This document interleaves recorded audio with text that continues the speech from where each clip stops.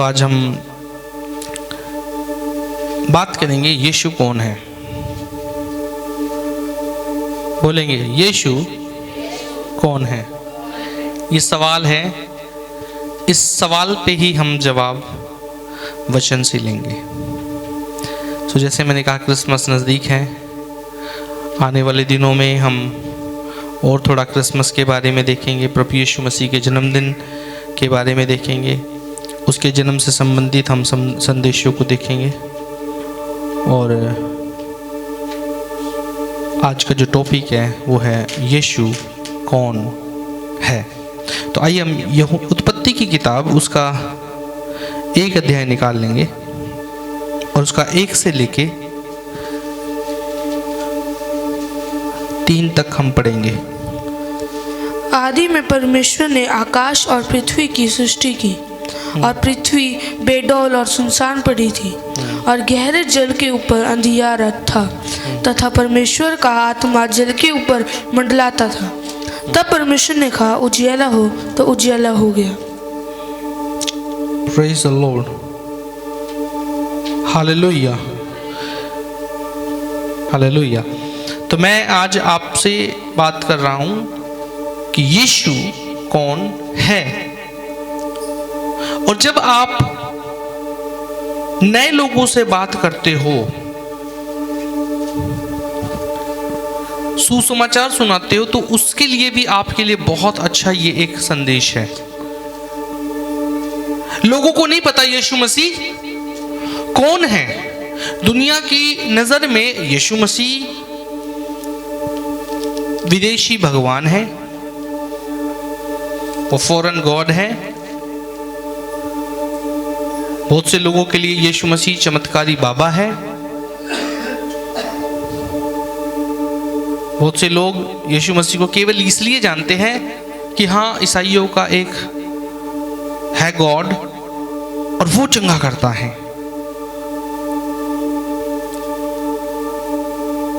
लेकिन रियलिटी में लोग नहीं जानते कि यीशु मसीह कौन है। तो ये हमारा फर्ज बनता है कि यीशु मसीह कौन है उसके बारे में हम लोगों को बताएं। दुनिया के लोग जब भी आपसे मिलेंगे, पहली सवाल उनका यही होगा, अरे आपने धर्म बदल लिया, अरे आपको तो पैसा मिला होगा। क्योंकि अभी वो इस सवाल को नहीं जानते। एक समय सोचो, आपको और मुझे भी नहीं पता था यीशु मसीह कौन है। तो मैं भी और आप भी शायद इस बात को सोचते होंगे, अरे ये तो है ना। एक समय आप और मैं भी शैतान की गिरफ्त में थे। हमारी आंखों पर पट्टी बंधी थी, हमें पता ही नहीं था, हमारी सोच ही बंद थी। लेकिन धन्यवाद हो कि परमेश्वर ने हम पर अनुग्रह की अत्या की कि आज हम यहाँ उसके चर्च में, उसके भवन में बैठे हैं। हालेलुया।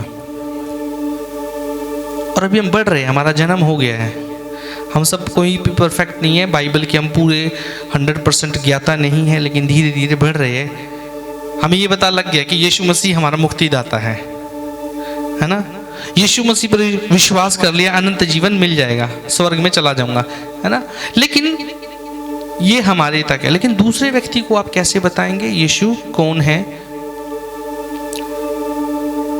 ये आप अपने अपने तरीकों से बता सकते हो, लेकिन बाइबल को हमेशा आप इस्तेमाल कीजिए जब भी आप लोगों से बताते हो। हालेलुया। सो यीशु कौन है? बाइबल स्वयं अपने बारे में बताती है कि यीशु कौन है। उत्पत्ति 1 से 3 में क्या लिखा हुआ है कि आदि में परमेश्वर ने क्या लिखा है? स्वर्ग और पृथ्वी की सृष्टि की। दोबारा पढ़ दीजिए। आदि में परमेश्वर ने आकाश और पृथ्वी की सृष्टि की। ओके। और पृथ्वी बेडौल और सुनसान पड़ी थी। ठीक है। और गहरे जल के ऊपर अंधियारा था। ठीक है। तथा परमेश्वर का आत्मा जल के ऊपर मंडलाता था। तब परमेश्वर ने कहा उजियाला हो, तो उजियाला हो गया। और बस 3री आयत तक। और यूहन्ना 1:1 में क्या लिखा हुआ है? आदि में वचन था और वचन परमेश्वर के साथ था और वचन ही, इस पे ध्यान देना, इस पे जोर दो, वचन ही परमेश्वर था। हालेलुया। अब एक और आयत पढ़ दीजिए, यूहन्ना 1:14। और वचन देहधारी हुआ। बस, वचन देहधारी हुआ। ओके, इन तीनों को समझना आप, उत्पत्ति और यूहन्ना, एक पुराने नियम से और नए नियम से। पुराना नियम और नए नियम ये एक दूसरे की परछाइयां हैं, समझ लेना। ये मैं इसको कभी भी अपने से अलग कर सकता हूं? नहीं कर सकता। नया नियम और पुराना नियम ऐसे ही देखा जाता है। पुराना नियम नए नियम का प्रतिबिंब है। क्या है प्रतिबिंब का मतलब? उसकी छाया है। रियलिटी क्या है? नया नियम, और पुराना नियम उसकी छाया है। और अगर आप पुराना नियम नहीं समझते हो तो नया नियम नहीं समझ पाओगे, और नया नियम समझना चाहते हो तो उसके लिए पुराना नियम भी समझना पड़ेगा। हालेलुया। ओके, तो परमेश्वर ने आदि में सब कुछ को बनाया 6 दिनों के अंदर। Hallelujah, hallelujah, hallelujah. लेकिन इससे पहले एक और चीज मैं आपको बताना चाहूंगा, इससे पहले कि मैं और एक्सप्लेनेशन दूं, एक विचार हो रहा है कि परमेश्वर ने क्या बनाई? क्या बनाई परमेश्वर ने? सृष्टि बनाई। सैम, वो मैंने तेरे को एक बात बोली थी, दिखा सकता वो जो मैंने तेरे को बोला था? इनका चल नहीं रहा। मैंने थोड़े दिन पहले सैम ने मुझे एक वो दिखाया था गैलेक्सी के बारे में, मेरी आंखें खुल गई। वो कि कैसे आप उसको देखोगे, अगर आप समझते थोड़ा सा, तब सच में देख पाओगे कि परमेश्वर कितना महान है। उसने एक YouTube पे मुझे दिखाया था, इस पे अगर दिखा सकता तो देखना। पुराने नियम ना होता तो हम समझ नहीं पाते कि सृष्टिकर्ता परमेश्वर कौन है। अगर यीशु मसीह को हम केवल नए नियम से देखते तो हम कहते करे उससे पहले तो और भी क्या है, दुनिया थी। क्या थी? तो यीशु मसीह कहां से ईश्वर हो गया? अगर सैम मेरे से पैदा हुआ तो नेचुरली बात है सैम से बड़ा तो मैं हुआ। अगर यीशु मसीह 2000 साल पहले पैदा हुए तो यीशु मसीह कहां से गॉड हो गए भाई? उससे पहले भी तो ये एक दुनियावी सोच है। क्या है? कि यीशु मसीह से पहले भी तो दुनिया थी, तो गॉड तो कोई और ही है। क्या होता फिर?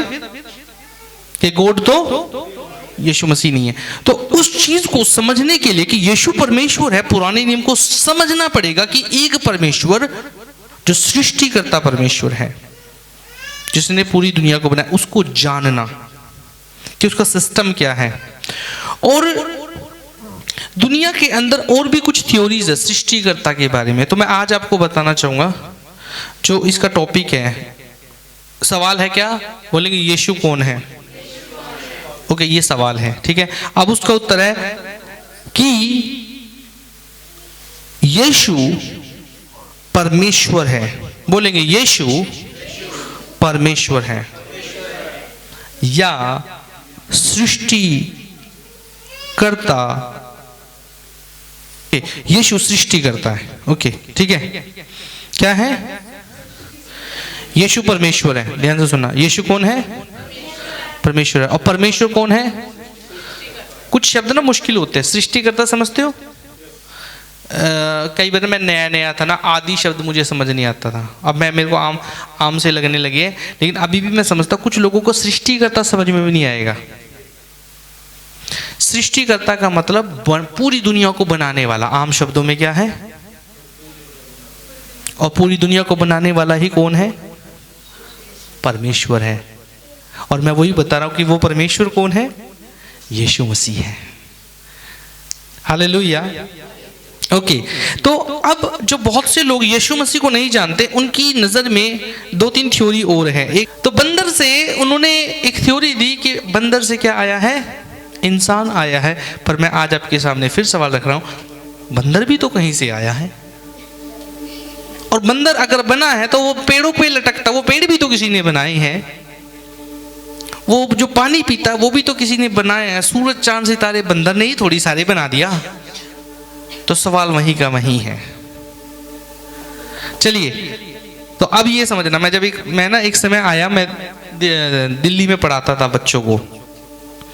तो मैं एक समय था, कुछ काम आप मजबूरी में करते हो। मैं उस समय बच्चों के बीच में इतना इंटरेस्टेड नहीं था पढ़ाने का, क्योंकि मेरी पास्टरल मिनिस्ट्री थी। पर मुझे पर घंटे पढ़ाने के 70 रुपये मिलते थे। वो बच्चों की मिनिस्ट्री थी। तो मैं कुछ 2 साल मैंने काम किया वहाँ पे। वो भी सेवा थी, ऐसी बात नहीं है। कुछ चीज़ों में परमेश्वर आपको लेके जाएगा, सिखाएगा, एक्सपीरियंस देगा। तो वहाँ पे जब मैं स्कूल में जाता था तो कई बच्चों से मैं पूछता था कि आप जानते हो परमेश्वर हम कहाँ से आए हैं? तो कई बच्चे बोलते थे यार, मतलब उनके तरीके से समझाना पड़ता था। बड़ा उत्साहित होते थे बच्चे, मैं उन तरीके से पढ़ाता था उस समय। अब वो थोड़ी सी जंग लग गई। तो एक बच्चा बोला हम बंदर से आए हैं। क्या बोला वो? बंदर से आए हैं। ओके, लेकिन रियलिटी में हम बंदर से नहीं आए हैं। लेकिन सिखाया यही जा रहा है, किताबों में आप यही पढ़ोगे कि हम सब बंदर से आए हैं या चिंपैंजी से आए हैं, जो भी है। लेकिन जैसे जैसे साइंस विकसित हुआ, विज्ञान विकसित हुआ, एक समय था, देखो हमारे पास कीपैड का फोन था, है ना। अब कौन से फोन आ गए? टच फोन आ गए। इनमें भी थोड़े समय पहले, 5-10 साल पहले, इनमें भी इतनी ज्यादा टेक्नोलॉजीज नहीं थी। लेकिन जैसे जैसे जैसे जैसे जैसे समय गुजरा और आज सबके पास स्मार्टफोन है। Hallelujah, hallelujah. और इनमें भी अलग अलग वैरायटीज है। तो अब कीपैड वाला फोन इतिहास बन गया। अब कुछ लोगों के पास ही मिलेगा, केवल जो काम करने वाले हैं, क्योंकि अगर गुम भी हो जाए तो दुख नहीं लगता, है ना। पर वो घर पे दूसरा फोन मिलेगा उनके, वो काम के लिए, मजबूरी में, सुनने के लिए केवल, है कि नहीं मिंदर भाई? कई बार मजबूरी में, क्योंकि कई बार एक फोन रखना पड़ता, कोई चोरी करके ले गया तो 1000 रुपये का फोन तो बंदा सह लेता है। तो जैसे जैसे फोन का भी विकास हुआ, है ना, तो जैसे जैसे साइंस विकसित हुई तो थ्योरी आई कि नहीं, इंसान बंदर से पैदा नहीं हुआ। फिर एक थ्योरी क्या आई, मैंने सुना है ऐसा, इसके बारे में कितने लोगों ने अभी ये सुना, बिग बैंग थ्योरी, है ना।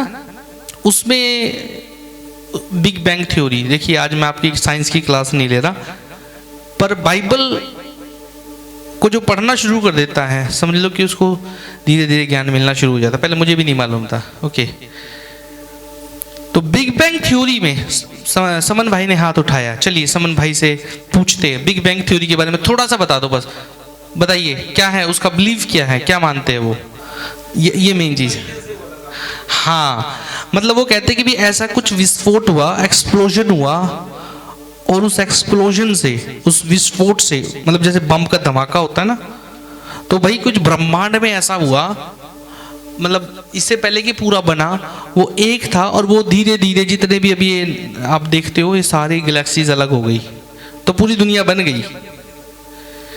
यानी उसका मेन जो सोर्स, क्या बोल रहे हैं हिंदी में, क्या बोलते हैं उसको?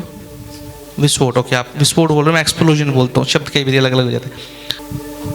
गाजा में जाके देखो क्या हाल है, विस्फोटों से कुछ नहीं बना, सब तबाह हो गया। तो लेकिन ये थ्योरी क्या है कि ऐसा विस्फोट हुआ कि दुनिया बन गई। पर मैं बिलीव नहीं करता ना पहले वाली थ्योरी पे कि बंदर से इंसान आए, उनको ये बाइबल वाली थ्योरी नहीं पता। थ्योरी का मतलब समझते हो? विचार, बाइबल का विचार। ओके, तो उनके पास जो विचार है बंदर से आया, कुछ लोग अभी भी मानते हैं, पढ़ रहे हैं वही।